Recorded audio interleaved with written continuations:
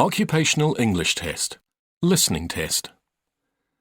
This test has 3 parts. In each part, you'll hear a number of different extracts. At the start of each extract, you'll hear this sound. You'll have time to read the questions before you hear each extract, and you'll hear each extract once only. Complete your answers as you listen. At the end of the test, you'll have 2 minutes to check your answers. Part A. In this part of the test, you'll hear 2 different extracts. In each extract, a health professional is talking to a patient.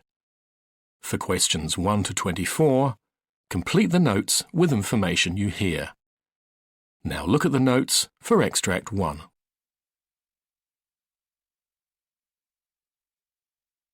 Extract 1. Questions 1 to 12.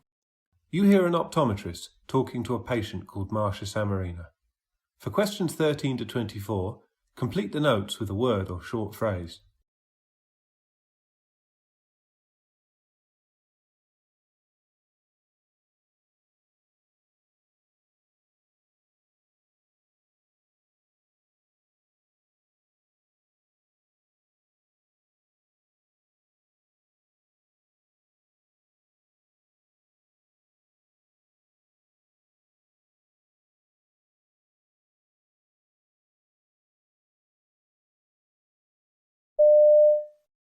Hi, Marcia Samarina.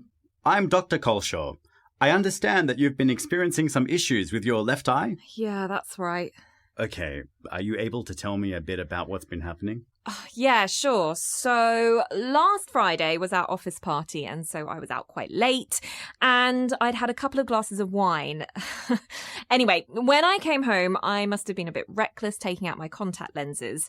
I didn't notice anything then, but when I woke up in the morning, I had this pain in my left eye. It felt like there was something stuck in it. Also, I had a headache. I'm not sure if that's because I was straining my eyes. My eye was also watering loads, and it was kind of like what happens when you chop up onions. Anyway, I thought I'd just sort of keep blinking, and whatever was in my eye would work its way out. So, well, I did that for a bit, but I was getting more and more worried. I went to ask my roommate if she could see anything in my eye, and she said my eye was swollen, and she thought we should go to the hospital and get it checked out. So we went to the ED, and thankfully my roommate was able to get the day off work, so she drove me there. Oh, the pain was also so terrible that I couldn't concentrate. I don't know what I would have done without her help. Okay. So what happened when you went to the hospital? So we waited around at the ED for a bit, and then I was seen by a GP. I told him about the pain and how I thought I had something stuck in my eye, so he opened my eye and tried to see if there was anything in there that shouldn't be. It must have been quite difficult for him to see anything, so he did a fluorescein eye stain test. Then he took me to a dark laboratory room to look into my eyes with one of those microscope things. And when he still couldn't find anything, he seemed to think it could be an infection. And that's when I started panicking. Okay. And after that, were you referred to an optometrist? Oh, yes, that's right. They sent me to this department after that, and the optometrist used some numbing eye drops on me. I was incredibly thankful to her for that. My eyes felt better very soon afterwards. And then she looked at my eye, and because I wasn't squinting from the pain anymore, she could see that there was a corneal abrasion. She said that I must have scratched it when I took my contacts out the night before. I see. So can you tell me how you've been treating your eye at home? Yes, she told me not to wear my contact lenses until this follow-up, and she prescribed me a couple of things. I'm using the antibiotic eye drops she gave me.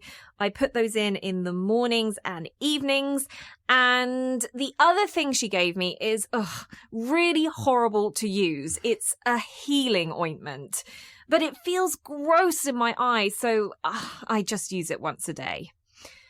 Unfortunately, they couldn't give me any of their pain relief to take home, so I've just been taking ibuprofen when it hurts. And how's your eye feeling now? Oh, Much better, thanks.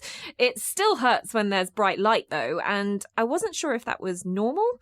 The optometrist said it would take quite a while to heal, so I guess I need to hang on a bit longer. Yes, at this point it will most likely still be recovering. Do you mind if I take a close look at your eye now? If you can just take your glasses off.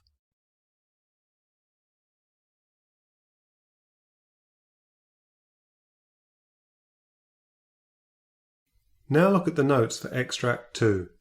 Extract 2, questions 13 to 24. You hear a foundation doctor talking to a recently admitted patient called Roy Miller. For questions 13 to 24, complete the notes with a word or short phrase.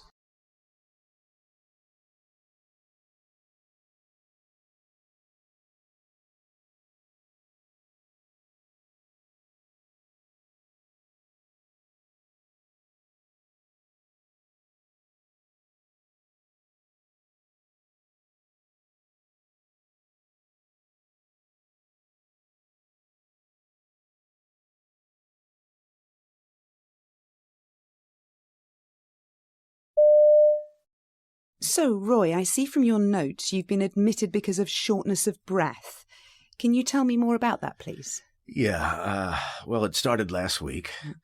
I noticed that getting up the stairs was more of an effort, and I found that I had to pause on the way to catch my breath. Right. I did used to get a little out of breath, but it's definitely gotten worse. I normally manage to go shopping with my wife, and we walk to the shops and back. I generally have to have a little rest, but now everything is just taking me longer. I feel weary, you know? Mm-hmm. And I've got this cough. It's like a barking thing that I just can't shift. It's worse at night when I'm lying down and I get a bit wheezy. I'm just really tired because it keeps me awake for most of the night. My wife has been sleeping in the spare room because it's keeping her awake. I've also sort of been bringing things up when coughing. Without being too graphic, it's quite thick. It's a sort of dirty green color, I suppose. Right. It wasn't like that at the beginning of last week. It was just clear. But over the last couple of days, I've noticed it's changed color, and I'm coughing up a lot more. Mm-hmm. My wife was starting to get worried, so she made me an appointment with our doctor, and then he sent me here. Okay, Roy. Do you have any other symptoms? Yeah, I was really hot yesterday, and I thought it was because the heating was on, but my wife hadn't turned it on. Then the next minute I was shivering. I guess I'm feverish? It sounds like you've been really suffering. Have you got any other medical conditions? Well, I was diagnosed with this lung condition last year. I've forgotten the name of it. Hold on. Hang on. I'll get it. COPD, is that it? Yeah. Well, anyway, they told me that my lungs weren't working as well as they could be because I used to be a smoker. Right. But I quit about 6 years ago. To be honest, I think it was because I worked in the mines and it was really dusty. Either way, I've got it, and it makes me a bit breathless, but nothing like this. Right. And I also get gout from time to time, and I take something called allopurinol or something. I've also got arthritis in my knees, but that's just because of my age, so I just put up with that. You mentioned taking allopurinol. Mm-hmm. Are you on any other medication?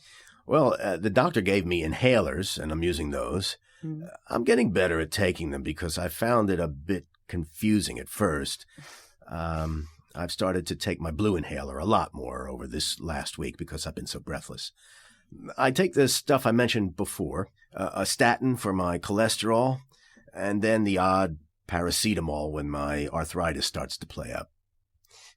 I don't really like taking pills, but if it keeps me going, then it's worth it. Also, I'm allergic to penicillin. I get an awful rash all over my body, and it's so itchy whenever they give it to me. Don't give me any of that. We won't, Roy. You mentioned you live with your wife. Are you both managing at home? Oh, yeah. We still get around the town to get our shopping and see the family. The stairs are starting to get a bit much now, so we're thinking about moving into a bungalow, but we haven't started looking yet. Okay, that's good. Have you got any ideas as to what might be going on? Well, I think it might be a chest infection because it's just getting worse. I just want to start feeling better. Of course, Roy. It does sound like that might be the case, but we'll start doing some tests to make sure and begin treatment.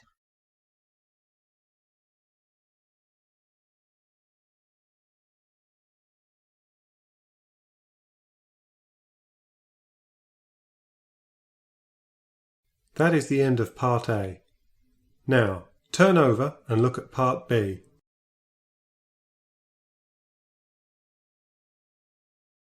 Part B, questions 25 to 30. In this part of the test, you'll hear 6 different extracts. In each extract, you'll hear people talking in a different healthcare setting. For questions 25 to 30, choose the answer A, B, or C, which fits best according to what you hear. Now look at question 25. You hear 2 doctors discuss the transfer of care for a patient. Now, read the question.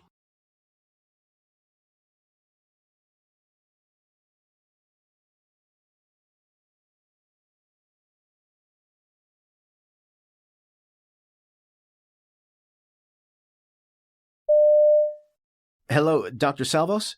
This is Dr. Broderick from the emergency department. I'm calling you with regards to an admission to the hospital medicine service. Right, yes.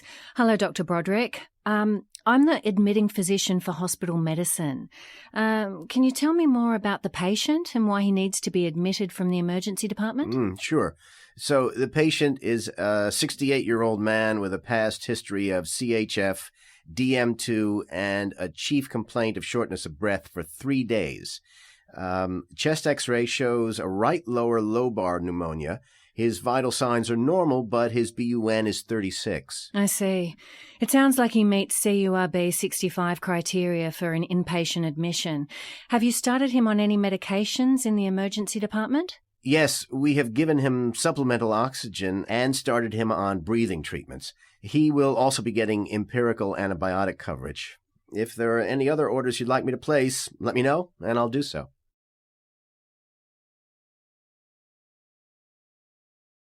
Question 26. You hear a speech pathologist talking to the wife of a patient who has recently suffered a stroke. Now, read the question.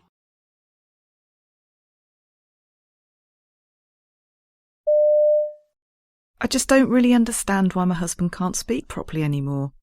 Is it a result of brain damage? Problems of this type are a result of damage to the brain, yes, but it's important to note that these issues haven't affected your husband's intelligence. No, of course. I know it's still him. It's just frustrating when we can't talk like we used to. Will he get better eventually? Your husband has shown improvement already, and we're confident that this will continue with regular sessions and practice. Patients tend to show the greatest change within the first 6 months, which is why we've planned such an intensive schedule for him during this time. We're confident that we'll see great strides in your husband's condition over the coming months.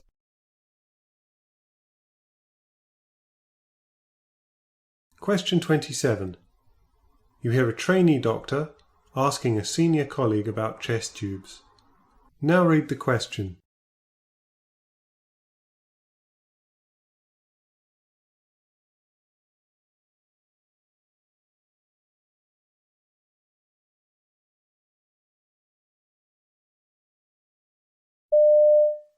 I'm still just a bit unsure about chest tubes. I was hoping you might be able to give me a bit more information. Okay, sure. So you know about the 3 chambers on the chest tube, right? Yep, there's the collection chamber, the water seal chamber, and the wet or dry suction regulator. Right. So, as the air from the pleural space passes through the water seal chamber, you should see gentle fluctuation in the water every time the patient breathes. Mm-hmm. This is called tidling. If you notice that tidling is no longer present, the tubing may be kinked or obstructed, or the patient's lung may have re-expanded. Okay. You should also make sure the chest drainage unit remains below the level of the patient's chest at all times.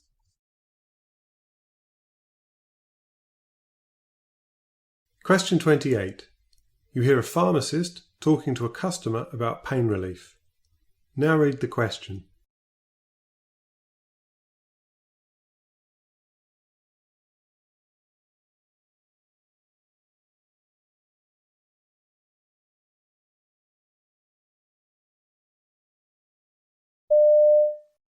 Hello, can I help you? Yeah, I get terrible backache, and my friend said you could give me some codeine for it. Do you have a prescription from your doctor? No, but I don't want the full-strength stuff. I only need the weaker one. You know, they mix it with ibuprofen or paracetamol, so it's not as strong. Ah, okay. Well, first of all, there's been some research done recently that suggests that low-dose codeine doesn't offer much more pain relief than paracetamol or ibuprofen alone. We're not actually authorised to provide codeine without a prescription anymore, so I'd recommend picking up some alternative pain relief from the first aisle by the front door.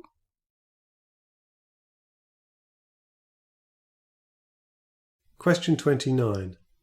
You hear a trainee nurse receiving feedback from his tutor. Now read the question.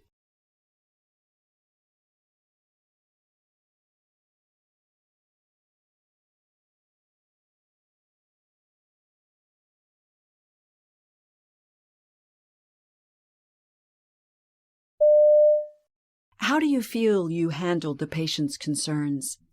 Well, I think I was okay. Mm-hmm. Maybe I wasn't as confident as I could have been. I'm still quite nervous about advising patients. I guess I just need more experience to gain confidence. Maybe, but I actually don't feel that was an issue for you. Do you think there's anything else you could have done for the patient during your examination? Well, you could perhaps have tried to be more reassuring rather than just stating the facts. Sometimes patients need to feel like their anxieties are being heard. Yeah, I actually think I did cover this with the patient, though. He talked through his concerns while I was examining him. Well, it's not enough for the patient to say they're feeling worried. You have to show that you're listening and reassure them that you're working with their best interests in mind.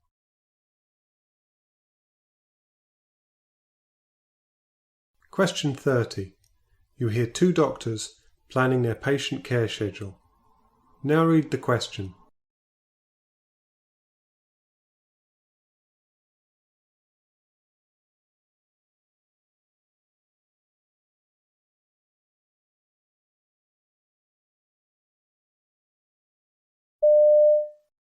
We have 24 patients in total to see today across 2 bays, and unfortunately, we only have 4 staff members. I think we should divide ourselves into 2 teams. Would you agree? Absolutely. Also, I think we should see patients according to their national early warning score. That way we'll get through all those who have urgent requirements before lunch. Then we can be sure that the most pressing investigations are performed earliest, and the sooner we get those organised, the better. Phlebotomists will be coming to the ward at around 1:30, so any blood forms should be given to them then.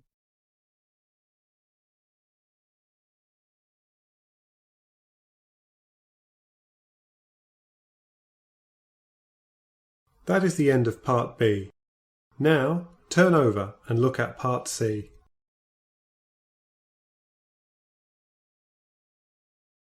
Part C, questions 31 to 42. In this part of the test, you'll hear 2 different extracts. In each extract, you'll hear health professionals talking about aspects of their work. For questions 31 to 42, choose the answer A, B, or C, which fits best according to what you hear. Now, look at extract 1, questions 31 to 36. You hear a clinical psychiatrist called Dr. Evelina Horton discuss treatment for agitated patients in an emergency setting. You now have 90 seconds to read questions 31 to 36.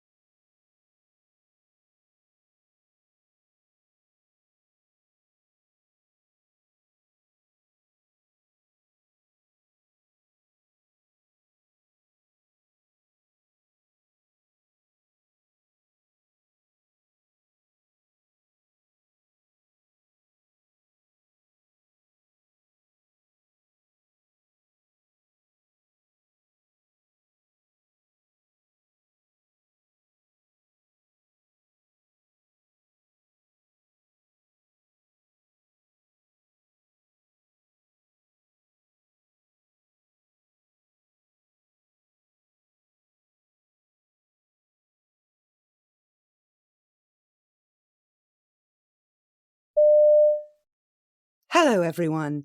My name is Dr. Evelina Horton, and in my presentation today, I'd like to discuss an issue that I deal with daily, de-escalating agitated patients in an emergency setting.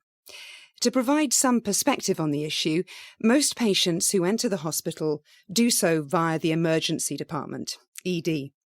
Many won't have received medical treatment yet, and that can make it more likely for these patients to become agitated. This can be exacerbated by their medical condition, a psychiatric illness, or other stress factors. Given the chaotic and crowded nature of the ED, it's imperative that we identify agitated patients early and apply non-physical de-escalation techniques as soon as possible. The provider who is going to initiate the de-escalation process should make sure that they create a considerable amount of space between themselves and the patient, and make sure that no one else is closer to the patient than they are. This not only gives the patient space, but also keeps the provider safe in the event of attempted physical violence. Ideally, both the patient and provider should also be able to leave the area without the other blocking their exit. Body language and tone of voice convey overall emotional state to a patient, so providers should remain outwardly calm throughout the encounter. When speaking to the patient, you should start by introducing your name and role in the team. You should determine how the patient prefers to be addressed, and err on the side of being respectful. Use short sentences and simple vocabulary to enhance understanding. Leave a suitable amount of time between statements to allow patients to process what is being said. Sometimes repetition and enunciation may be necessary. Eye contact should be intermittent, so the patient does not think you're staring, and verbal responses should be calm without any hint of insults or challenges. Only one provider should interact with the patient, as multiple speakers can confuse an agitated patient. When the patient speaks, it's important to identify what their wants and feelings are, even if they may be impossible to address at this time. Try to consider things from the patient's perspective. Although they may be suffering under a particular delusion, such as paranoia, try to understand how the patient might feel or react if that delusion happened to be true. While we do not want to endorse these delusions, it's important to find common ground. For instance, if the patient is agitated because they think they are being followed, the provider can agree with the general principle, saying something like, "I understand that your suspicion of other people can make it hard to get the treatment you need here." It is also okay for a provider to agree that while they may not be having the same experience as a patient with an obvious delusion, they can believe the patient is having that experience and reacting to it. In addition, patients should be encouraged to make choices in order to give them a sense of control over the current situation and diffuse their overall aggressiveness. These choices should be realistic, however, and deliverable, as unfulfilled promises may backfire and irreparably damage the therapeutic alliance. Some of these choices can include medications to help calm the patient. A good way to state this is, "It's important for you to stay calm so we can talk. Can we provide you with some medication to help you feel less anxious?" Offering patients a choice between different medications or routes of delivery may also provide a feeling of control to the patient. Lastly, when the crisis is over, a key technique is debriefing both the patients and staff on how the situation went. The patient, now calm, may be able to provide more insights on what they were thinking and how they were feeling at the time. The provider can discuss coping skills or alternative options in order to prevent another aggressive incident in the future. It is also important to talk to staff as well, to gain any third-party feedback on the provider-patient interaction, what was appropriate, what helped de-escalate the patient, and any other changes that could be made to ensure patient, staff, and bystander safety. These techniques can be applicable to a wide variety of patients in numerous settings. They're not just restricted to the emergency department. Our hope is that providers will be able to de-escalate patients safely and effectively without having to resort to the use of physical or chemical restraints, which should be considered only when all other approaches have failed.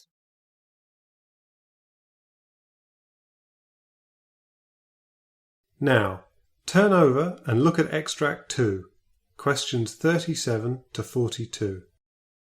You hear an interview with a physician called Dr. Matthew Leach, who's talking about meningitis. You now have 90 seconds to read questions 37 to 42.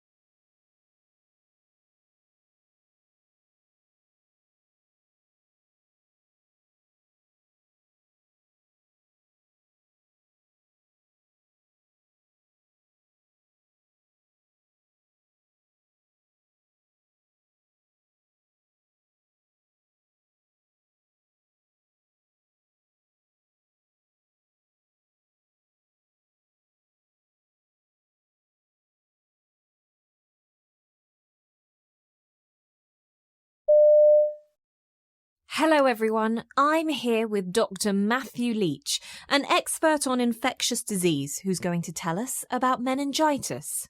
Thank you for being with us today, Dr. Leach. Can you tell me more about the disease? Sure.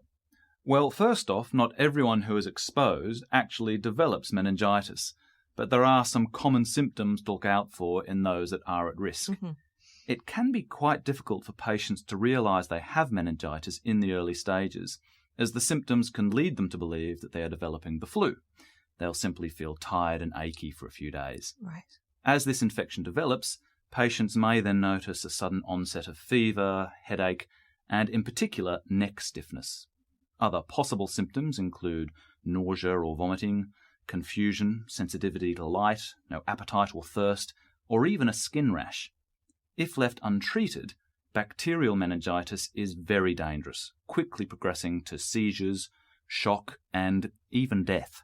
Well, that sounds pretty serious. And you mentioned that certain people may be at risk. Now, which people are more likely to develop meningitis? Well, there are many causes of meningitis, but one of the most severe is caused by the bacteria Neisseria meningitidis. The bacteria are spread by respiratory droplets and are often seen in college students. This is largely because of the sudden change in their lifestyle. College students, particularly those who live on campus, are exposed to a hotbed of different infections they haven't previously encountered. All these kids from different parts of the US and the rest of the world get together, live in small dorms with each other, go to parties. All that close contact really is a breeding ground for infection. Oh, okay. Well, that makes sense. Now, can you tell us about a specific patient who had this type of meningitis? Of course. I treated an 18-year-old man in his first year of college who was living in the dormitories. There was a flu going round, and he started to feel the same symptoms.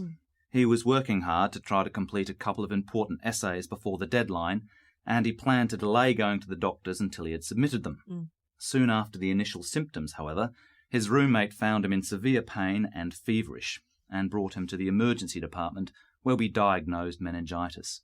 We took a sample of spinal fluid but started him on antibiotics before we got the results back. So you mentioned that you started antibiotics before you got the spinal fluid test results back.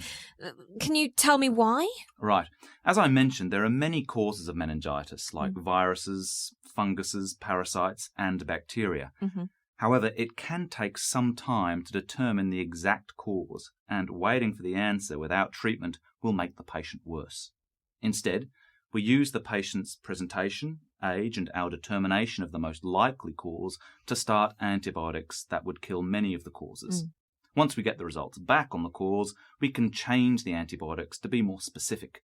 By doing this, we don't delay treatment and are able to reduce the chance of complications. Right, I see. So how is your patient doing now after being treated? Will he experience any long-term after effects? Well, he is currently doing much better. He responded well to antibiotic treatment and regained his mental state within a few days. Unless the patient has a disease of his immune system, meningitis is unlikely to recur. Because this patient had some delay before seeking treatment, he may still have some side effects, but it will take some time to see what long-term effect it will have on him. Bacterial meningitis requires urgent medical treatment and can cause serious complications such as hearing loss, memory difficulty, brain damage, gait problems, or kidney failure. Well, let's hope he makes a full recovery. And aside from seeking immediate medical treatment, what advice can you give to our listeners today about bacterial meningitis? So, first off, there is a vaccine that is effective at preventing this disease, so anyone in close contact with a large group of people, such as those living in a military base or on a college campus, should ask their doctor about it. Finally, if you have not had the shot and have spent a lot of time with someone who is later diagnosed with meningitis, wear a mask to prevent spreading the bacteria and go and see a doctor immediately.